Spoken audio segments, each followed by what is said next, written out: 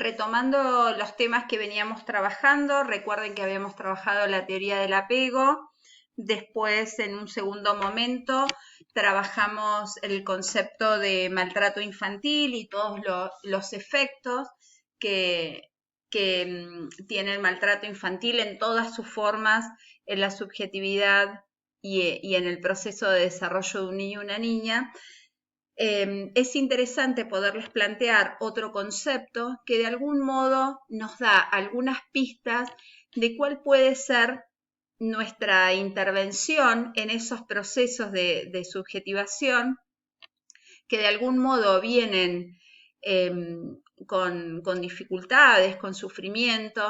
y que es necesario poder aportarle a esa niña, a ese niña, otro tipo de estrategias, de instrumentos, de dispositivos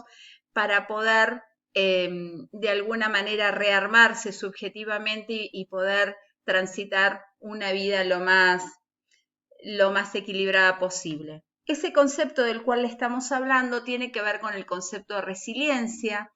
que en su origen latín significa saltar hacia arriba, saltar, volver a saltar, recomenzar. Y en inglés es un concepto que se utiliza en la ingeniería civil y que está vinculada a las posibilidades que tienen los materiales que aún después de haber sufrido algún efecto, como puede ser el golpe, el calor o el frío extremo, pueden recuperar su forma natural. Para las ciencias sociales, este concepto resulta ser un concepto que permite metafóricamente explicar ciertos fenómenos que se producen en algunas personas y que tiene que ver con la capacidad de, frente a la adversidad, poder encontrar algún tipo de salida, algún tipo de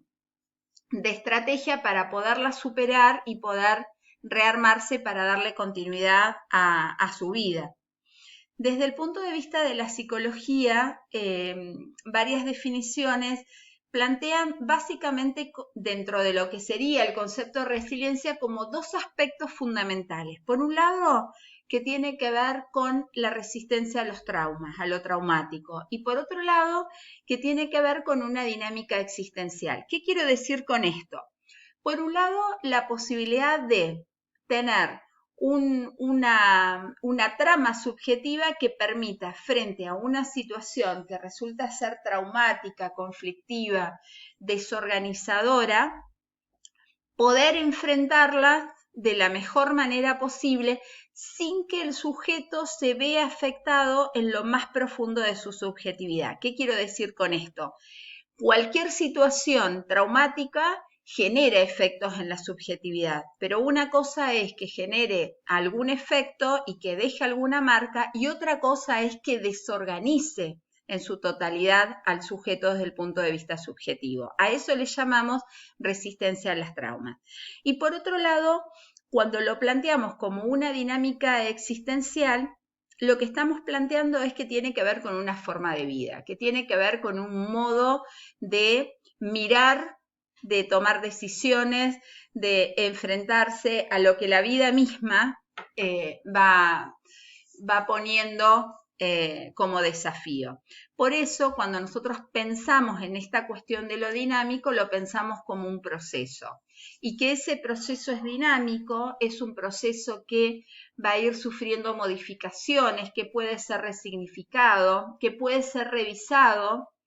frente a la diversidad de situaciones y que claramente cada una de esas situaciones nos desafían con cosas diferentes. Hay un autor que es Cyrulnik, que es un autor que en lo que tiene que ver con la literatura es el que más ha ofrecido eh,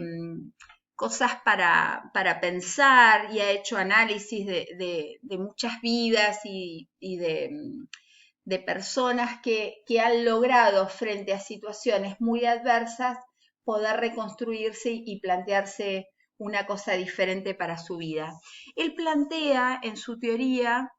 y que a mí me parece súper interesante, pensar a la resiliencia como un tejido y que ese tejido, esa trama, se va constituyendo inicialmente en la infancia, pero va asumiendo diferentes formas a medida que ese sujeto va transitando la vida. Y lo interesante de este tejido es que plantea que para que se pueda producir siempre es necesaria otra persona que venga a ofrecer recursos para entrelazar en esa trama. Todas las investigaciones que se han hecho con personas que han transitado situaciones de guerra, de terremotos, de inundaciones, de tsunami, bueno, todas estas cosas de muertes trágicas, todas lo que plantean es que en su infancia han tenido personas, aparece la figura de personas significativas que han podido ver a ese sujeto en su complejidad, que han podido poner en palabras lo que a ese sujeto le pasaba y le han podido ofrecer algunas estrategias, algunas herramientas para poder superar esas situaciones. Entonces, es interesante pensar que para que un sujeto se desarrolle psicológicamente con ciertos parámetros de equilibrio, siempre es necesaria la presencia de otro sujeto subjetivante que no solo participe, sino que ofrezca. Y cuando yo digo ofrecer, estoy diciendo que pongo a disponibilidad de ese otro para que pueda tomarlo como herramienta. Inicialmente será con una ayuda casi cuerpo a cuerpo entre ese sujeto niño o niña y ese adulto, pero que a medida que se va produciendo el desarrollo, genera una cierta autonomía subjetiva y acá vuelvo al concepto de apego equilibrado, sano, del que hablábamos en la primera clase. Es interesante también pensar que para que un sujeto pueda rearmarse, dice Manciaux, otro autor que trabaja el tema de la resiliencia, es que no es solo resistirse, sino poder hacer una pausa, volverse a encontrar consigo mismo, encontrar estas herramientas subjetivas que fueron ofrecidas, que fueron apropiadas en la primera infancia, para hacer pie ahí y poder reconstruirse. Cyrulnik, este autor del que yo les hablaba al principio, bueno, ha escrito muchos libros, pero nosotras hicimos una selección de algunos libros que para aquellos que quieran seguir leyendo sobre esto y que les interesa seguir profundizando, les ofrecemos como posible bibliografía de profundización. Lo interesante de poder pensar la vinculación de estos tres conceptos, y de esta manera ya cerramos este tema,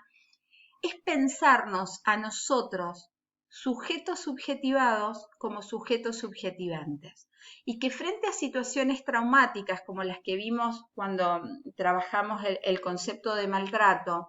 o frente a niños, niñas que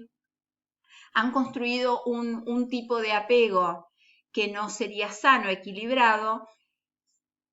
cuando nosotros nos encontramos con esos sujetos, es tan importante que los podamos ver, que los podamos mirar, que los podamos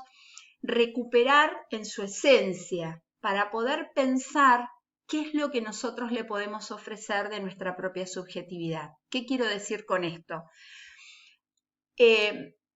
Podemos tener mucha teoría respecto a esto, pero cuando un sujeto adulto significante y significador, como es el caso del docente, se pone en relación, establece un vínculo con un niño o una niña, lo primero que tiene para ofrecer no es la teoría, es su propia experiencia de infancia. Y en esto es muy importante que podamos mirar esas experiencias de infancia para poder diferenciar qué es lo que me produce el otro y tomar decisiones acerca de lo que yo estoy en condiciones de ofrecer. Muchas veces es muy saludable poder correrse de determinadas situaciones o de determinados niños, determinadas niñas, porque hay algo que el otro produce y que yo no lo puedo manejar. Y en esto es importante, vuelvo con esta idea, poder diferenciar qué es de lo propio y de mi propia historia y qué es lo del otro. Y en esta distancia poder generar cierta objetividad para poder ofrecerle al otro lo mejor que tengo para ofrecerle. Pero no solo porque es lo mejor que yo tengo, sino porque creo que es lo más adecuado para el otro. Y cuando yo esto no lo puedo hacer, también puedo pedir ayuda. Puedo correrme, puedo pedirle a otro que intervenga hasta tanto yo pueda hacer este proceso de reconstrucción, de resignificación, para poderme enfrentar nuevamente a situaciones de este tipo desde otro lugar. Y por supuesto, cualquiera de estas experiencias siempre pueden ser, y esto me parece que es lo interesante, puede ser modificada, puede ser resignificada. Esto no quiere decir que los efectos subjetivos que se produjeron en esa primera infancia frente a algunas de estas situaciones traumáticas pueda borrarse, sino que pueda ser resignificada, que pueda encontrar herramientas para poder convivir con ellos y poder, a partir de esa convivencia, con esos efectos de experiencia, poder pensar, producir, proyectar, generar una cosa diferente. Y ahí es donde el docente adulto, este docente adulto subjetivante, o este adulto sujeto subjetivante, o este adulto subjetivante docente, pongámoslo en el orden que querramos, se transforma en una herramienta fundamental para no solo generar resiliencia en el otro, sino también para poder constituir resiliencia en uno mismo. Entonces, no perder nunca de vista la responsabilidad que tenemos quienes ejercemos la docencia en ese proceso de constitución subjetiva del otro.